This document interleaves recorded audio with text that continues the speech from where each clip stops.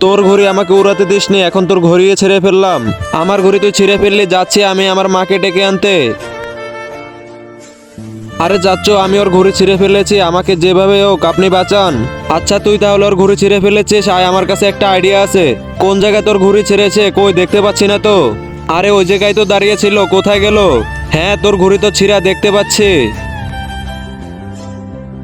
এই যে দেখ রাজু, তুই প্রথমে যায় বলবি যে আমার ফুটবল ফুটিয়ে ফেলেছে, সেজন্য আমি ঘড়ি ছিঁড়ে ফেলেছি।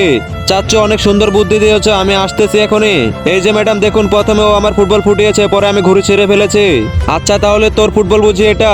হ্যাঁ ম্যাডাম জি, এটা আমার বাবা নতুন নিয়ে দিয়েছিল। আচ্ছা এই ব্যাপার, তাহলে এখানে পড়ে দেখ কি লেখা আছে। তার আগে বলো, তুমি টাকাকে বেশি ভালোবাসো নাকি নিজের মাকে? যদি নিজের মাকে বেশি ভালোবাসো তাহলে ভিডিওটি একটি লাইক এবং সাবস্ক্রাইব করে যাবে, সাথে তোমার সুন্দর নামটি কমেন্ট করে যাও।